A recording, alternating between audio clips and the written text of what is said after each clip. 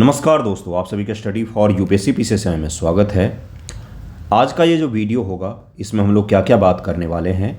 जब भी अपना वीडियो आएगा कुछ सीखेंगे, इसी पर्पज़ से आएगा। फोकट का मोटिवेशन ये सब ज़रूरी नहीं होता है जीवन में ज़्यादा। सबसे बड़ा मोटिवेशन होता है फेल होना और पास होना। जो फेल हुए हैं उनके पास ही बहुत बड़ा मोटिवेशन है कि मैं इस बार नहीं हो पाया है मेरा पीटी एग्जामिनेशन, जिस भी कारण से नहीं हुआ हो। कोई भी कारण हो सकता है भाइयों बहनों, जिस भी कारण से नहीं हुआ हो तो मुझे करना है अगली बार। तो उसके लिए भी आपको मोटिवेशन मिलता है कि मुझे सुधार करके ऑन एनी हाउ किसी भी कंडीशन में करना ही है। थोड़े बहुत मार्क्स से रह गया तो अगली बार मैं उसको मैनेज करूँगा। जिनका हो गया है पीटी उनके लिए भी मोटिवेशन होता है कि मेरा पीटी हो गया तो किसी भी हाल में मुझे मेंस करना है। मोटिवेशन इसी से आपको मिलेगा। वो कोई लेक्चर, वीडियो, ऑडियो, किसी बाबा का उपदेश सुनने से आपको कभी कोई मोटिवेशन नहीं मिलता है। वो 2 मिनट का पुश होता है, फिर उसके बाद आप फुस ही हो जाते हैं। इसलिए मैं आपको बोलूँगा कि आपका रिजल्ट ही आपका सबसे बड़ा मोटिवेशन होना चाहिए। फेल हुए हैं पीटी में तो भी, और अगर पीटी में पास हुए हैं तो भी। ओके, क्या आज हम लोग इससे पढ़ेंगे बंधुओं? न्यूज़पेपर डिस्कशन मैंने छोड़ा नहीं है, वो मैं कंटिन्यू करूँगा, डिटेल में करूँगा। एक भी दिन का न्यूज़ नहीं छोड़ूंगा, लेकिन बीच बीच में मुझे इस तरह के वीडियो बनाने पड़ेंगे, इसलिए क्योंकि मेंस के लिए गाइड करना परम आवश्यक होता है। बच्चे यही 6-7 महीने तो मेंस की तैयारी करेंगे। आज हम लोग जीएस के 1 सवाल 2 सवाल को देखेंगे। उसके अलावा निबंध देखेंगे, जिससे बिहार स्पेशल के निबंध पर आज ज़्यादा फोकस होगा। जो भोजपुरी या मैथिली भाषा के निबंध पूछे जाते हैं उसका मैं आपको निबंध का टॉपिक दिखाऊंगा, और निबंध के टॉपिक दिखाने के साथ साथ मैं आपको कुछ अच्छे निबंध, किस प्रकार की गलतियां नहीं करनी है, कुछ अच्छे आंसर, किस प्रकार के आंसर नहीं लिखने हैं, ये भी मैं आपको दिखाऊंगा। जो बेसिक गलतियां होती हैं वो क्वेश्चन के एंड वर्ड को भी हम लोग डिस्कस करेंगे कि किस प्रकार से मूल्यांकन कीजिए, क्रिटिसिज्म कीजिए। इस तरह की चीज़ें जब पूछी जाती है, विवेचना कीजिए, तो इसमें किस प्रकार से लिखा जाता है। ओके, वीडियो को अंत तक देखिएगा, निश्चित तौर पर कुछ सीख करके जाएंगे। खाली हाथ तो नहीं जाने दूंगा मैं। देखिए सवाल क्या है आज। चिर परिचित सा टॉपिक है। कौन सा टॉपिक है भाई? चंपारण नील आंदोलन है। नहीं, सवाल अलग है गुरु, यहीं पर फंसते हैं बच्चे। और ऑन एन एवरेज अगर मैं इससे रिलेटेड 100 कॉपी चेक करता हूँ ना, 70 कॉपी में सवाल कुछ और है, जवाब कुछ और होता है। ध्यान से सुनिएगा मेरी बातों को, सीखिएगा मैं जो बोलने जा रहा हूँ।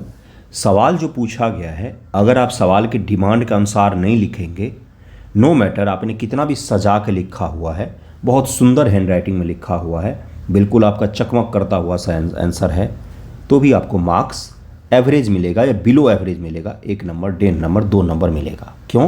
क्योंकि आपने सवाल के डिमांड को नहीं समझा। सवाल में पूछा गया है कि आम, और आपने लिखा इमली। चंपारण सत्याग्रह के बारे में अगर आप ध्यानपूर्वक बीपीएससी प्रीवियस ईयर देखेंगे, 67 हो, 68 हो, 69 हो, 70 में भी हो सकता है पूछा जाए, 65 में, सब हर एक साल आपको दिखेगा चंपारण सत्याग्रह के बारे में। पिछले साल लॉन्ग में पूछा, उसे पिछले साल शॉर्ट में पूछा, नहीं पूछा जरूर है, क्योंकि पता ही है आपको भारतीय स्वतंत्रता संग्राम में गांधी जी का उदय ही यहीं से शुरू होता है। ठीक है, क्या है सवाल, जरा ध्यान से समझते हैं। सवाल को टुकड़ों में बांटेंगे जिससे आप इसको लिख सकें। लिखें, खुद से लिखें, लिखेंगे नहीं, केवल लेक्चर देखेंगे, कुछ नहीं होने जाना है, कोशिश करना ही पड़ेगा। सवाल देखिए क्या है। चंपारण नील आंदोलन का मूल्यांकन कीजिए। भारतीय स्वतंत्रता संघर्ष पर इसके प्रभावों का वर्णन कीजिए। सवाल के 2 हिस्से हमने निकाले। कौन कौन सा हिस्सा निकाला? मूल्यांकन कीजिए, प्रभाव का वर्णन कीजिए। मूल्यांकन कीजिए और प्रभाव का वर्णन कीजिए। मूल्यांकन, रिव्यू, इसको इवैल्यूएट कहा जाता है, इवैल्यूएट, रिव्यू भी कहा जा सकता है, क्रिटिकली एनालाइज भी कहा जा सकता है।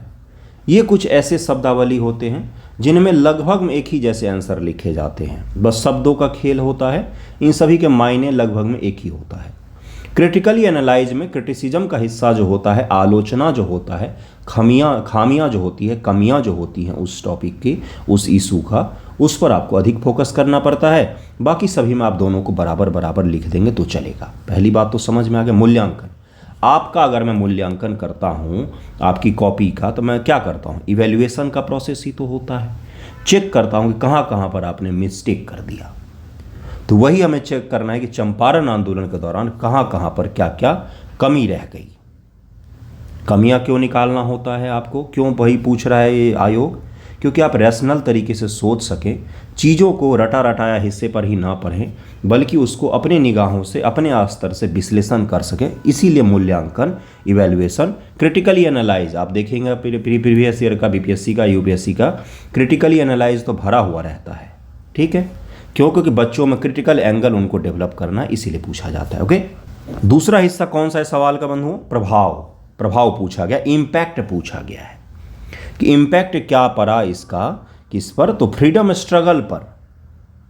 तो एक शॉर्ट टर्म का इम्पैक्ट होगा, तात्कालिक रूप से शॉर्ट टर्म का होगा, एक लॉन्ग टर्म का होगा। जिन्होंने सही लिखा है वो भी समझने की प्रयास करें कि क्या हो सकता है। और भी बहुत सारे टॉपिक अपने पास, ये बिहार स्पेशल के कुछ निबंध हैं, इसको भी देखेंगे। एक सब्जेक्टिव निबंध ही मैंने लिया हुआ है। ओके, वीडियो लंबा होगा, आपसे उम्मीद है कि आप अंत तक देखेंगे। देखिए इसमें किस प्रकार से लिखना होता है। एक चीज़ और मैं 1 मिनट बता देता हूँ। बच्चे मुझे कल से मैसेज कर रहे हैं कि आप कल बीपीएससी जो प्रेस कॉन्फ्रेंस लिया उस पर कुछ बोलिए। क्या बोलूँ मैं उस पर? उसमें कुछ बोलने लायक है ही नहीं। उन्होंने डेटा के द्वारा समझाने की कोशिश की है, एक ही चीज़ करने की कोशिश की है उन्होंने कि बच्चों ने सवाल को आसान बोला लेकिन बच्चे परफॉर्म नहीं कर पाए। जो उन्होंने डेटा दिया वो तो सत्य है, ये आप भी जानते हैं, ये मैं भी जानता हूँ कि देखने में सवाल भले आसान लग रहा था लेकिन एग्जामिनेशन हॉल में उसको क्रैक करना उतना आसान नहीं था। वो भी 1/3 नेगेटिव के साथ में इस स्तर के सवाल भी कठिन बन जाते हैं। यही उन्होंने कहने की कोशिश की और ये हमने मान लिया। बाकी आगे बढ़ते हैं। उन्होंने प्रेस विज्ञप्ति जो जारी की है वो लग रहा है ऐसे बच्चों को ताने मार रहे हैं। मारने दीजिए, अभी उन सब चीज़ों पर नहीं पढ़ना है, ये सब हाइप बनाने की चीज़ें हैं। पढ़ाई पर अभी फोकस कर लीजिए मेरे हिसाब से। आप मेरा भी क्रिटिकली एनालाइज कर लीजिएगा कमेंट में। देखिए इस सवाल के 2 हिस्सों को हम लोग तोड़ते हैं। मूल्यांकन का मतलब क्या है? चंपारण नील आंदोलन का मूल्यांकन कीजिए। अब इस सवाल को किस प्रकार से लिखना है, मैं आपको एक आंसर दिखाता हूं, उसके बाद से आपको एक परफेक्ट आंसर भी दिखाऊंगा कि किस प्रकार से आपको लिखना है। ओके, देखिए क्या है, इन्होंने चंपारण नील आंदोलन का मूल्यांकन की। जिनका भी ये कॉपी है, आप मेरी बातों का बुरा मत मानिएगा। मैं कोई आपको नीचा दिखाने के लिए आपके आंसर का इस प्रकार से नहीं कर रहा हूँ।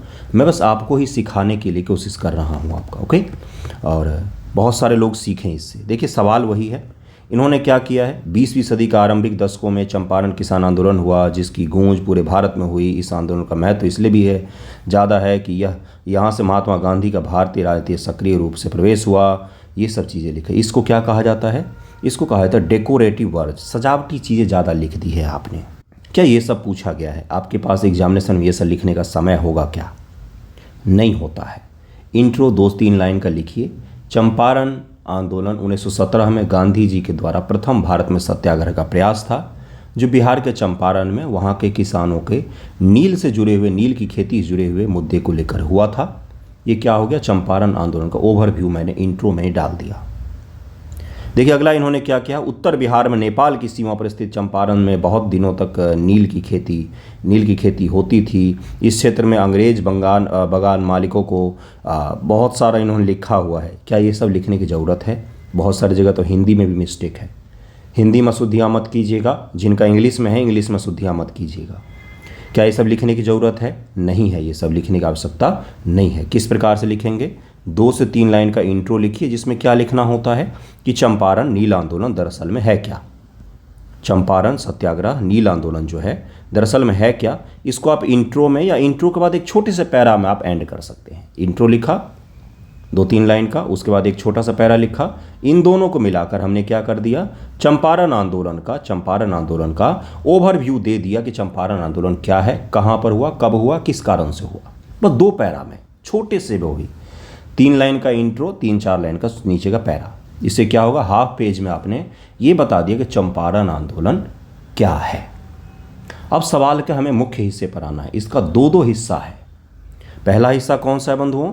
हेडिंग बनाएंगे मूल्यांकन, हेडिंग बनाएंगे मूल्यांकन, उसमें बनाएंगे सकारात्मक, ठीक है। उसके बाद से बनाएंगे नकारात्मक। सकारात्मक में क्या लिखेंगे कि इसका भाई क्या क्या रहा, क्या हासिल किया हमने इस आंदोलन से, ये सभी चीज़ें लिखेंगे। नकारात्मक में क्या लिखेंगे, इसके मूल्यांकन हमने बोला गया है, क्या कमियां निकालेंगे कि भाई इसका सीमित क्षेत्र में ही प्रभाव रहा, वास्तविक समाधान नहीं मिल पाया किसानों को, ठीक है।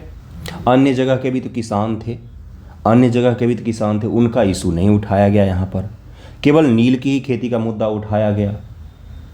ठीक है, ये कुछ हो गया और मैं आपको कमियां दिखाऊंगा भी। ये क्या हो गया, ये कुछ कमियां हो गई इसकी। तो हमने मूल्यांकन का पहला हिस्सा खत्म कर दिया। दूसरा हिस्सा फिर हम क्या हेडिंग बनाएंगे, प्रभाव। प्रभाव, अब इसे प्रभाव लिख दीजिए, इसे बना दीजिए शॉर्ट टर्म इम्पैक्ट क्या पड़ा, शॉर्ट टर्म में क्या इम्पैक्ट पड़ा है और लॉन्ग टर्म में क्या इम्पैक्ट पड़ा है। ये बना, लॉन्ग टर्म में क्या है भाई, भारतीय स्वतंत्रता आंदोलन के लिए एक बड़ी, बहुत बड़ी युवा पीढ़ी के नेताओं की श्रेणी तैयार हो गई इससे।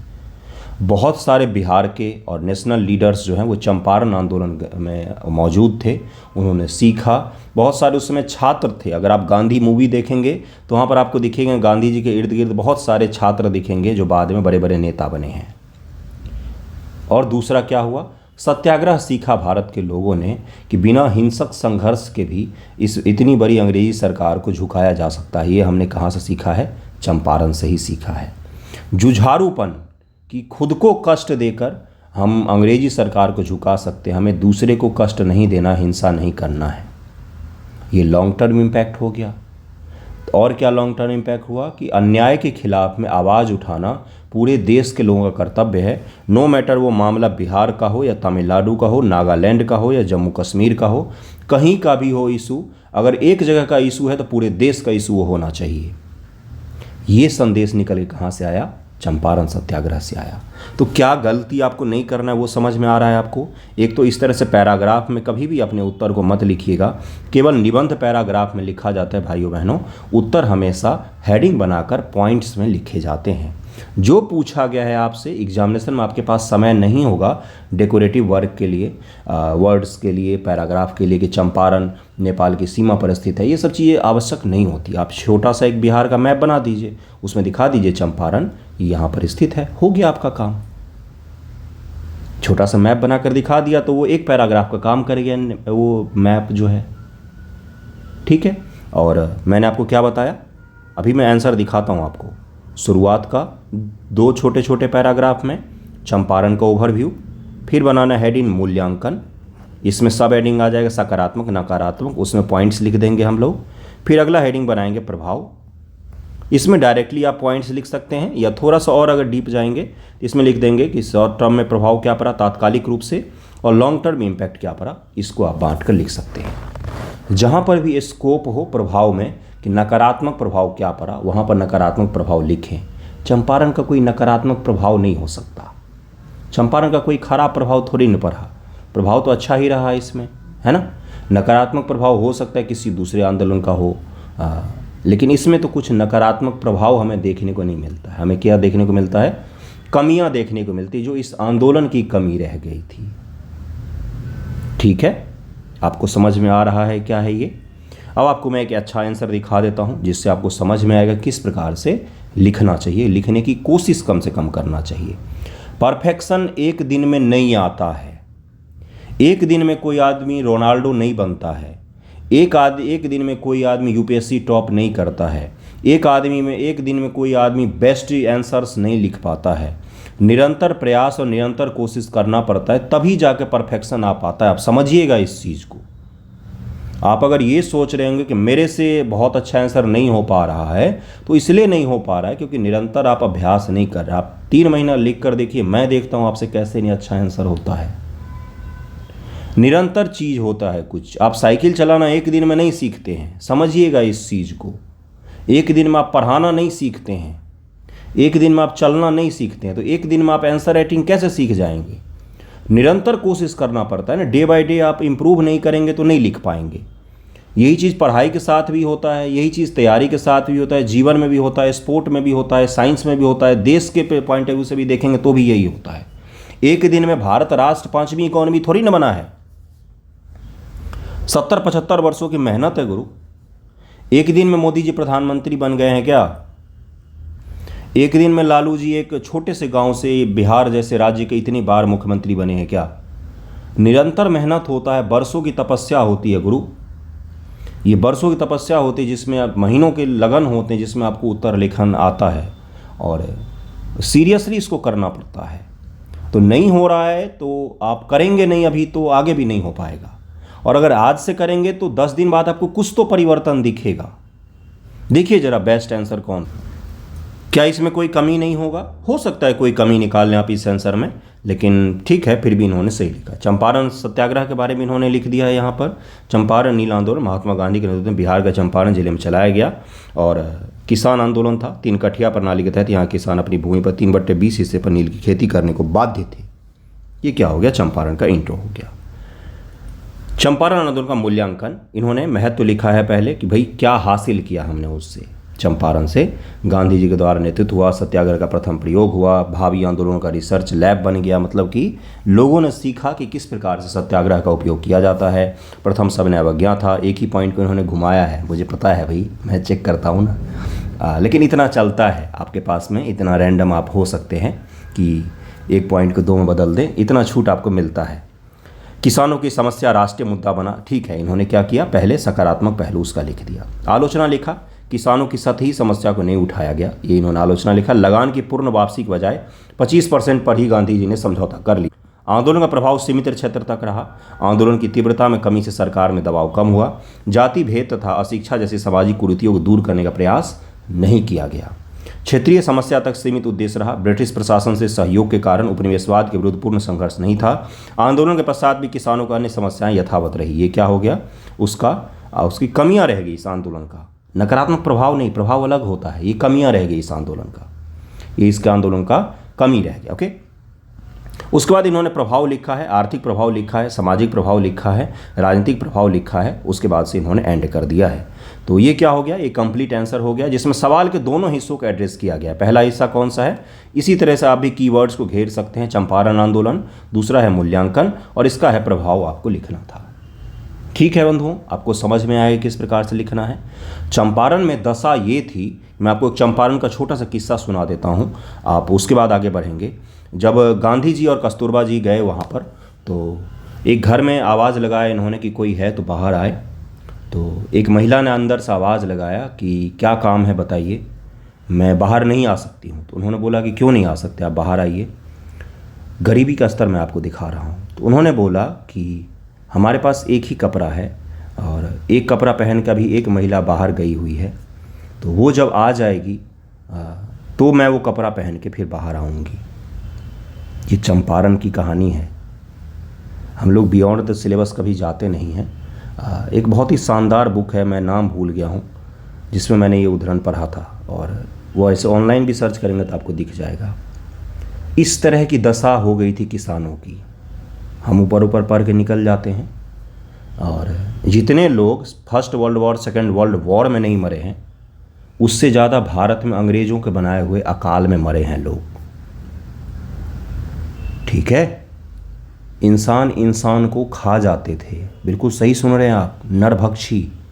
भूख के कारण पेड़ के पत्ते और तने खाकर भी लोग रहे हैं भारत में। मैन मेड अकाल था ये। ठीक है, चलिए अगले सवाल पर चलते हैं। अगला सवाल देखते हैं क्या है। निबंध, एक छोटा सा सवाल और है, ये आसान स्तर का सवाल जो एनसीईआरटी ग्रुप में देता हूँ, उसको जरा डिस्कस कर लेते हैं।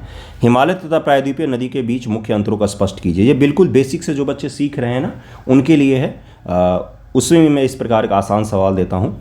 प्रायद्वीपीय भारत पठार के पूर्व और पश्चिम की ओर बहने वाली नदियों की तुलना कीजिए। ये भारत है, ये प्रायद्वीप का पठार है, इसमें कुछ नदियाँ इधर बहती हैं, कुछ नदियाँ इधर बहती हैं, इनकी तुलना करना है, कंपेयर करना है आपको। पीटी में भी तो यही पूछा जाता है गुरु। किसी देश की अर्थव्यवस्था के लिए नदियाँ महत्वपूर्ण क्यों हैं? अर्थव्यवस्था के लिए पूछा गया आपसे किस प्रकार का महत्वपूर्ण होता है, तो अर्थव्यवस्था में आप लिख सकते हैं परिवहन होता है, ऊर्जा होता है, पीने का पानी होता है, शहर इसके किनारे बहते हैं, और क्या क्या हो सकता है भाई, मछली पालन होता है, तरह तरह के संसाधन प्राप्त होते हैं, खेतों को पानी मिल सकता है, और भी कई सारे लाभ आप लिख सकते हैं। हिमालय तथा प्रायद्वीपीय नदी के मुख्य अंतरों का स्पष्ट कीजिए। जब भी इस प्रकार के अंतर पूछे जाते हैं, मैं ये इसलिए लाया था, तो बिना मैपिंग के इस प्रकार के सवालों को कभी मत लिखिएगा। पॉइंट्स आप लिख लेंगे लेकिन मैप नहीं बनाएंगे तो आपके अंक कट जाएंगे। ठीक है, प्रायद्वीपीय पठार के पूर्व और पश्चिम की बहने वाली नदियों की तुलना कीजिए। एक प्रायद्वीपीय भाग का भारत का मैप बना लीजिए, उस पर नदियों को दिखा दीजिए। जैसे नदी किस प्रकार से दिखाते हैं, महानदी है, महानदी के बाद गोदावरी, कृष्णा, कावेरी, यही तो है ऊपर से नीचे नदियाँ। इधर फिर कौन सी आ जाती है, नर्मदा, तापी आ जाती है। नीचे एक दो नदियाँ हैं यहाँ पर जो आती हैं, जो केरल के राज्य में बहती हैं। इन दोनों के बीच में कंपेयर कर दीजिए किस प्रकार से बहती हैं, क्यों बहती है पूर्व, क्यों बहती है पश्चिम, पहले ये लिखिएगा। फिर आपको बताना है कि इन नदियों की विशेषताएं क्या क्या हैं। जैसे पूर्व की तरफ में बहने वाली नदियाँ तुलनात्मक रूप से बड़ी हैं, और वो क्या बनाती हैं, डेल्टा बनाती हैं। वहीं पश्चिम की ओर बहने वाली नदियाँ एस्चुरी का निर्माण करती हैं। डेल्टा और एस्चुरी को डिफाइन कर दीजिए, ये क्या होता है, क्या उनमें अंतर होता है। हो गया कंपेयर। एनसीईआरटी के सवाल आसान स्तर के थे ये। अगला सवाल देखिए क्या है, खेत खाए गदहा मारल जाए जोल्हा।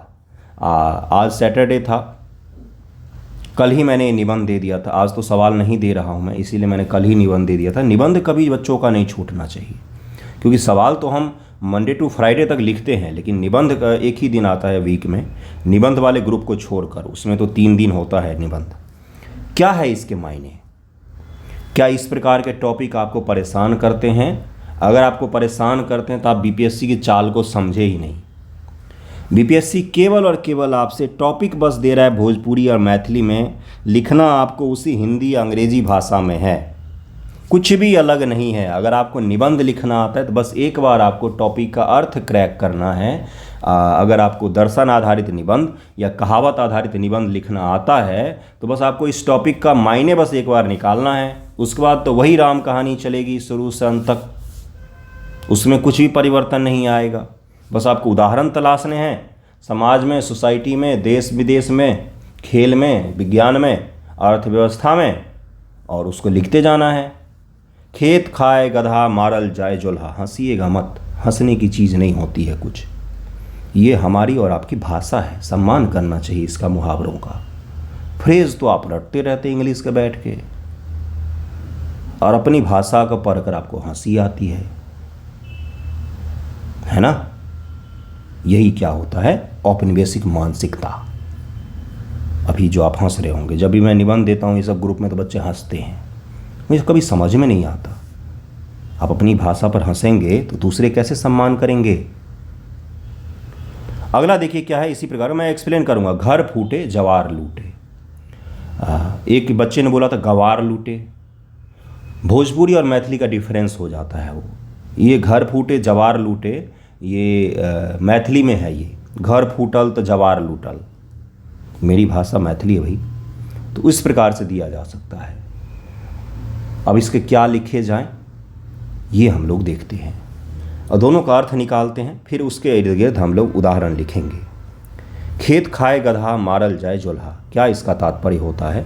इसका तात्पर्य ये होता है कि कर्ता कोई और है, किसी और ने क्या किया तो कोई काम किया, लेकिन उसका प्रभाव जो है ना वो किसी और पर पड़ रहा है, प्रभाव कहीं और पड़ रहा है। किया किसी और ने, भुगत कोई और रहा है। यानी कि खेत तो गधा ने खाया और मारते हैं उसके मालिक को जाकर कि तुम्हारे गधा ने मेरा खेत खा लिया। अब गधा को तो समझ नहीं है कि इंसानों ने पृथ्वी को बांट लिया खेतों में, वो तो अपने सबको अपना ही समझता है, खा लेता है वो, लेकिन मारते किसको हैं लोग? गधे के मालिक को मारते हैं।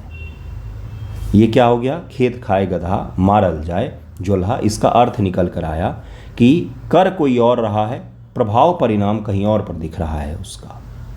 जैसे उदाहरण कल मैंने दिया था, एक वॉइस नोट दिया था मैंने, जिसमें मैंने समझाने की कोशिश की थी। जैसे अगर आपने वर्ल्ड बैंक का रिपोर्ट पढ़ा होगा, उसमें उन्होंने बताया है कि जलवायु परिवर्तन का प्रभाव जो है ये सबसे ज़्यादा किन देशों पर पड़ेगा? तो सबसे ज़्यादा ये, मैं आपको उदाहरण देना शुरू कर दिया है मैंने, गरीब देशों पर पड़ेगा। सबसे ज़्यादा ये गरीब देशों पर, विकासशील देशों पर जलवायु परिवर्तन का प्रभाव पड़ेगा। जबकि जलवायु परिवर्तन किसने किया? 1750 में औद्योगिक क्रांति, इंडस्ट्रियल रिवॉल्यूशन हुआ। औद्योगिक क्रांति के पश्चात वर्तमान के जो विकसित और पश्चिमी सभ्यता के देश हैं, पश्चिम जब मैं बोलता हूँ तो उसमें पूरा यूरोप और अमेरिका तक आ जाता है, या ऑस्ट्रेलिया भी आ जाएगा, न्यूजीलैंड भी आ जाएगा, जो एक तरह से वाइट सुपरमेसी वाले देश हैं, उनकी बात मैं कर रहा हूँ। उन्होंने जलवायु परिवर्तन के कारण वो बने, लेकिन प्रभाव किस पर पड़ रहा है? भारत पर पड़ रहा है, अफ्रीका पर पड़ रहा है, पाकिस्तान पर पड़ रहा है, बांग्लादेश पर पड़ रहा है। जो गरीब और विकासशील देश हैं उनके ऊपर प्रभाव पड़ रहा है। अब वो बोलते हैं कि मीथेन में कटौती करो, अब वो बोलते हैं कि कार्बन उत्सर्जन कम करो, अब वो बोलते हैं कि कोयला मत जलाओ। अरे भाई, आपका इंडस्ट्रियल रिवॉल्यूशन उस समय हुआ था, हमारा तो आज इंडस्ट्री चलना शुरू हुआ है। हम तो आज़ाद हुए हैं 70 साल पहले, हम तो गुलाम बन के रह गए थे आपके। हम औद्योगिक विकास भी ना करें क्योंकि जलवायु परिवर्तन हो रहा है, किया आपने, भुगतान हम कर रहे हैं। सूखा भी हमारे यहाँ पर पड़ रहा है, टेम्परेचर भी हमारे यहाँ पर हीट वेव बढ़ रहा है, पॉल्यूशन भी हमारे यहाँ क्रिएट हो रहा है। अब आप फिर बोलते हो मीथेन का उत्सर्जन मत करो। फिर आप बोलते हो कार्बन टैक्स लगाएंगे हम। किया आपने, खुद को तो आपने विकसित कर लिया और हमारे लिए आपने प्रतिबंध लगाकर छोड़ दिया। एक उदाहरण दिया है मैंने आपको। किसका उदाहरण दिया है? एक उदाहरण दिया है मैंने आपको। किस चीज़ का? कि किया किसी और ने, भुगतान कोई और कर रहा है। ओके, आपको सोचने का दिशा मिला कि किस दिशा में सोचना है। ये मैंने वैश्विक स्तर पर एक जलवायु परिवर्तन का उदाहरण निकाला है। दूसरा भी लेते हैं, नदियों से जुड़ा हुआ लेते हैं, पॉल्यूशन जुड़ा हुआ लेते हैं। नदियाँ हो गई, हवा हो गई, हवा जल, जब सब कुछ एक ही है, इनका पॉल्यूशन से जुड़ा हुआ लेते हैं। क्या आपने कभी किसान को देखा है कि 4-4 गाड़ियाँ रखता हो, घर में बड़े बड़े एसी लगा रखे हों? आपने देखा है क्या? ढेर सारे पैसे खर्च करके, भौतिक संसाधनों पर खर्च करके पर्यावरण को नुकसान पहुंचाता हो? नहीं। लेकिन पर्यावरण परिवर्तन होगा, जलवायु परिवर्तन होगा तो सबसे ज़्यादा इम्पैक्ट किस पर पड़ता है? किसानों पर पड़ता है, गरीब लोगों पर पड़ता है, सामान्य लोगों पर पड़ता है। जैसे एक उदाहरण लेते हैं, GRAP, ध्यान से सुनिएगा, निबंध इसी तरह से पढ़ा जाता है। GRAP ये क्या है? तो दिल्ली NCR में जब पॉल्यूशन हद से ज़्यादा हो जाता है तो GRAP के लेवल 4 को लागू कर दिया जाता है। इससे क्या होता है? दिल्ली आस पड़ोस के एरिया में, NCR में कंस्ट्रक्शन वर्क रुक जाते हैं। डेली कामगार जो दिहाड़ी मजदूर होते हैं उनके काम रुक जाते हैं। वो बेचारे तो कभी पॉल्यूशन नहीं फैलाते, उनके घर में तो AC नहीं है, वो तो गाड़ी से नहीं आना जाना करते, वो तो पब्लिक ट्रांसपोर्ट का यूज करते हैं। लेकिन पॉल्यूशन बढ़ने से नौकरी किनकी छीन गई? तो वो सड़क पर रहने वाले लोग, दिहाड़ी मजदूर के लोग, जिनका पॉल्यूशन फैलाने में कोई योगदान नहीं था। पॉल्यूशन आपने फैलाया, पराली कहीं और जला, भुगत कोई और रहा है। यानी कि कारण कोई और बना, प्रभाव किसी और पर पड़ रहा है, भुगतान किसी और को करना पड़ रहा है। ये क्या हो गया? ये आपको देखने को मिलता है कि किस प्रकार से परिणाम और प्रभाव, कर्ता कोई और है, प्रभाव किसी और को झेलना पड़ रहा है। इसी प्रकार से अगर हम देखें, नाटो का उदाहरण लेते हैं या शीत युद्ध के दौरान का उदाहरण लेते हैं। नाटो भी उसी की उपज है। नाटो ने यूक्रेन को, रूस के आस पड़ोस के देशों को क्या किया? खुद में शामिल किया। रूस ने बार बार बोला था कि हमारे इर्द गिर्द आप नाटो देशों को शामिल मत कीजिए, हमारे लिए सिक्योरिटी कंसर्न हो रहा है। ये नहीं माने। नाटो ने बहुत सारे देशों को शामिल किया। रूस ने यूक्रेन को चेतावनी भी दी थी कि आप नाटो को उकसावे मत आइए। अभी नाटो के सारे देश मस्त एंजॉय कर रहे हैं अपना अपना जीवन। यूक्रेन उसके स्तर पर प्रभाव को झेल रहा है। प्रभाव किसने झेला? किया किसी और ने, उकसाया किसी और ने। प्रभाव एक देश झेल रहा है जिसका नाम क्या है? यूक्रेन नाम है। ये मैंने आपको वैश्विक स्तर पर एक और उदाहरण दिखाया। ठीक है, इसी प्रकार से आप उदाहरण को एक बार एक लिखते जाइए। 10 उदाहरण हमें ढूंढने हैं अलग अलग क्षेत्रों से। ध्यान से सुनिएगा मेरी बातों को। 10 उदाहरण हमें अलग अलग क्षेत्रों से, अलग अलग डायमेंशन से ढूंढने हैं। निबंध से पहले एक रफ पेज बना लीजिए, उस पर लिख लीजिए 10 उदाहरण को। अब इन 10 के इर्द गिर्द 80-80 वर्ड मात्र लिख देंगे। 80-80 वर्ड, यानी कि एक एक पैराग्राफ भी लिख देंगे ना, तो आपका 800 वर्ड का निबंध लगभग में तैयार हो जाता है। उंगली पकड़ के आपको कोई निबंध नहीं सिखा सकता। अगर कोई सिखा रहा है तो आपके साथ अन्याय कर रहा है। स्पून फीडिंग वाले बच्चे नहीं हैं आप, समझिएगा इस चीज़ को। खुद से प्रयास कीजिए। भाषा ही तो गलत होगी, 0 ही तो मार्क्स मिलेगा, कुछ नहीं। ठीक है, अगली बार 1 मिलेगा, उससे अगली बार 2 मिलेगा, उससे अगली बार 5 मिलेगा। नहीं, कोशिश नहीं करेंगे तो 0 ही मिलेगा। ठीक है, शुरुआत कहाँ से करें? कहीं से भी शुरू कर लीजिए, कुछ भी लिख दीजिए, कुछ भी लिख दीजिए, बस लिख दीजिए। ठीक है, शुरुआत तो होगी। अगला देखिए, एक और निबंध है जो घर फूटे जवार लूटे है। इसका मैंने दिया था। मुहावरों का एक लिस्ट मैंने दिया है गुरु, देखिएगा अपने पब्लिक चैनल पर भी है। ये क्या है मुहावरे, क्या है ये? घर फूटे जवार लूटे। इसका मैं एक आपको निबंध भी दिखाऊंगा। इसका मतलब है कि जब आपका आंतरिक स्तर पर आप कमज़ोर होते हैं तो बाहर के लोग आपका फ़ायदा उठाते हैं। यही इसका मतलब है कि अगर आपका घर कमज़ोर होगा, घर के अंदर की बातें बाहर बताई जाएंगी बात बात पर। घर का मतलब देश भी हो सकता है, घर का मतलब एक समाज भी हो सकता है, घर का मतलब आपका एक फैमिली भी हो सकता है, घर का मतलब कोई एक कम्युनिटी भी हो सकता है, घर का मतलब कोई विशेष धर्म भी हो सकता है, घर का मतलब कोई विशेष समुदाय भी हो सकता है, घर का मतलब कोई विशेष लिंग भी हो सकता है, जैसे महिला पुरुष हो गया, ट्रांसजेंडर्स हो गए या कोई और हो गया। घर का मतलब यहाँ पर कुछ भी हो सकता है, कोई एक छोटा सा समूह है जिसके कॉमन कॉज के तहत इकट्ठे होते हैं। एक पूरा देश हम लोग इकट्ठे हैं, कॉमन कॉज है, भारत हमारा देश है। अब उसमें भी तमिल लोग अलग हो सकते हैं, बिहार के लोग अलग हो सकते हैं, यूपी अलग हो सकते हैं, महाराष्ट्र अलग हो सकते हैं, वो भी एक घर हो गया। फिर आपके परिवार हो गया, फिर आपका शहर हो गया, है ना। इसी को घर कहा जाता है। कोई एक संस्थान हो सकता है, ठीक है, यही घर कहलाता है। पूरा विश्व भी एक घर हो सकता है, वसुदैव कुटुंबकम, ठीक ना। घर फूटे जवार लूटे का मतलब यही था। यहाँ पर क्या मतलब था कि जब आप आंतरिक स्तर पर, अपने स्तर पर आप क्या होते हैं, कमज़ोर होते हैं, तो दूसरे उसका फ़ायदा उठाते हैं। इसका एक निबंध है जो मैं आपको दिखाता हूँ, जिससे आपको समझ में आएगा और उसके बाद हम लोग आगे बढ़ेंगे। ये एक निबंध की कॉपी मैंने उठाया है, और भी बहुत सारे निबंध होंगे, अभी बहुत सारे चेक होने बाकी हैं, तो आपको और भी दिखा देता हूँ मैं। बाकी शेयर तो मैंने किया ही है कई सारे जगहों पर। ये क्या है, इन्होंने किस चीज़ से शुरू किया है, डॉक्टर अंबेडकर का कथन जो है, अंबेडकर का कथन है, वहाँ से इन्होंने शुरू किया है। वहाँ से इन्होंने क्या किया है कि शिक्षित बनो, संगठित बनो, संघर्ष करो। ये 3 उनका है ना, कि एजुकेट और इकट्ठा हो, संगठित हो और फिर संघर्ष करो, है ना। ये उनका है। कितना सुंदर इन्होंने शुरुआत किया है। यह कथन अपने आप में बहुत बड़ी बात समेटे हुए है। अर्थात अगर हम शिक्षित और संगठित रहेंगे तो हम हमेशा अपने लक्ष्यों उद्देश्यों में दूसरों से आगे रहेंगे। ये इन्होंने कहकर शुरुआत की। ठीक है भाई, सही शुरुआत किया है, सही किया है इन्होंने, क्या गलत है इसमें। अब इन्होंने उदाहरण दिया है जिसमें इन्होंने मोहम्मद गजनबी का उदाहरण दिया है कि भारत उस समय एक नहीं था, नहीं तो बाहरी लुटेरे हमें नहीं लूट सकते थे। आप गजनबी की जगह पर गौरी का भी उदाहरण दे सकते हैं, गौरी का उदाहरण दे सकते हैं। और किसका दे सकते हैं, तैमूर लंग का उदाहरण दे सकते हैं। और उसके बाद से आप पुर्तगालियों का उदाहरण दे सकते हैं। कितने ही उदाहरण हैं अपने पास में। आप अंग्रेज़ों का उदाहरण दे सकते हैं, फ्रांसीसियों का उदाहरण दे सकते हैं, मराठा, टीपू सुल्तान, मैसूर, मराठा, मैसूर और हैदराबाद, ये बहुत बड़ी शक्तियाँ थी उस समय। तीनों से अकेले अंग्रेज़ या फ्रांसीसी नहीं लड़ सकते थे, इसलिए उन्होंने क्या किया, तीनों को अलग अलग डिवाइड कर दिया और फिर आपस में लड़के क्या कर दिया, इनको ख़त्म कर दिया, एक एक करके लड़के इनको ख़त्म कर दिया। तो डिवाइड एंड रूल ही तो था। हम आंतरिक स्तर पर अगर एक होते तो बाहर से नहीं आ पाते। सामाजिक स्तर पर हम देखेंगे तो अगर हम जाति धर्म में नहीं बटे होते, जाति धर्म में नहीं बटे होते, तो बाहरी लोग कभी हमारे भारत को विजेत नहीं कर पाते। ये भी तो एक हो सकता है। अगर छोटे छोटे हमारे यहाँ पर राज्य जो बने हुए थे वो अगर सब एक होते तो हमें कोई विजित नहीं कर सकता था। 1947 के बाद हम क्यों नहीं हारते हैं, 1947 के बाद हमारी ग्रोथ क्यों अच्छी है। 1962 में हम हारे, वो भी सरकारी राजनीतिक नीतियों के कारण से हारे, घटिया राजनीतिक कारणों के कारण से हार गए थे हम। चीन से युद्ध की मैं बात कर रहा हूँ।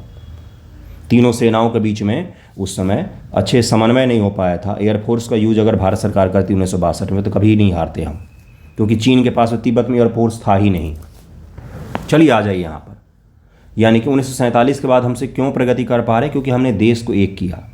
अगर ये एकीकरण पहले ही हो जाता तो क्यों चाणक्य ने और चंद्रगुप्त मौर्य ने पूरे भारत को एक किया था, क्योंकि उनको पता था कि एकता में शक्ति होती है और आंतरिक फूट से क्या होगा, सिकंदर और बाहरी आक्रमणकारी जो आएंगे वो लाभ उठा ले जाएंगे भारत का। ये मैंने आपको राजनीति का उदाहरण दिया है। समाज में अगर हम धर्म के आधार पर बटे होंगे तो क्या होगा, फ़ायदे उठाएंगे कौन, तो बाहरी लोग उठा सकते हैं फ़ायदा, हमारे देश को कमज़ोर करने की कोशिश कर सकते हैं। इसी प्रकार से अर्थव्यवस्था का भी है। अगर अर्थव्यवस्था हमारी अपनी मजबूत नहीं होगी, आत्मनिर्भर नहीं होगा, तो फिर से हमें बाहरी चीज़ों पर निर्भरता बनाए रखनी होगी। जिस प्रकार से चीन हमें क्या कर रहा है, तो हमारी इकोनॉमी के लिए चीन सही नहीं है। हम एक्सपोर्टर की जगह पर इम्पोर्टर बन के रह गए हैं मात्र चीन का। तो हमारी आंतरिक ही तो कमियां हैं कि मैन्युफैक्चरिंग सेक्टर अपने यहाँ पर अच्छा नहीं हो पाया है। इसके कारण से क्या है, तो चीन उसका लाभ उठा रहा है। आंतरिक हमारी कमजोरी है। आज तक राज्य सरकार और केंद्र सरकार बैठकर एक मैन्युफैक्चरिंग नीति का निर्माण नहीं कर पाई, जिसके कारण से क्या हो रहा है, बाहरी लोग हमारा बेनिफिट उठा रहे हैं। इकोनॉमी के प्रोस्पेक्टिव में मैंने आपको दिखाया, समाज के प्रोस्पेक्टिव से दिखाया, धर्म और नैतिकता के प्रोस्पेक्टिव से आप लिख सकते हैं कि सांप्रदायिकता हमें आंतरिक स्तर पर कमज़ोर करती है, जातिवाद हमें आंतरिक स्तर पर कमज़ोर करती है, और हम अगर एक नहीं हुए तो बाहरी लोगों ने जिस प्रकार से इतिहास में हमारा लाभ उठाया है, हमें कमज़ोर किया है, हमारे ऊपर रूल किया है, वही चीज़ आगे भी हो सकता है। ये मैंने आपको एक उदाहरण दिया है। अब इसी को इन्होंने अलग अलग उदाहरणों के माध्यम से, जिसमें लिच्छवी का इन्होंने उदाहरण दिया है, लिच्छवियों का उदाहरण दिया। याद होगा आपको कि लिच्छवियों को कमज़ोर करना बहुत मुश्किल था, तो महात्मा बुद्ध ने सुझाव दिया था कि लिच्छवियों को अगर हराना है आपको तो उनके आंतरिक फूट डाल दो आप, वो फिर हार जाएंगे। ठीक है, इसी प्रकार से इन्होंने कई सारे अच्छे उदाहरण देकर लिखने की कोशिश की है। हालांकि कुछ सुधार का भी स्कोप है, लेकिन उन्होंने लिखा, अंग्रेजों का भी इन्होंने उदाहरण दिया है। आप भी लिखने की कोशिश जरूर कीजिएगा। आई होप आपको कुछ समझ में आया होगा, कुछ सीखा होगा अपने 35 मिनट के दौरान। एक चीज़ और बता रहा हूँ, केवल देखने से नहीं होगा, लिखने की कोशिश जरूर कीजिएगा। धन्यवाद आप सभी का वीडियो देखने के लिए। जल्द ही मैं IR और न्यूज़पेपर डिस्कशन भी वीडियो लाऊंगा। धन्यवाद आप सभी का।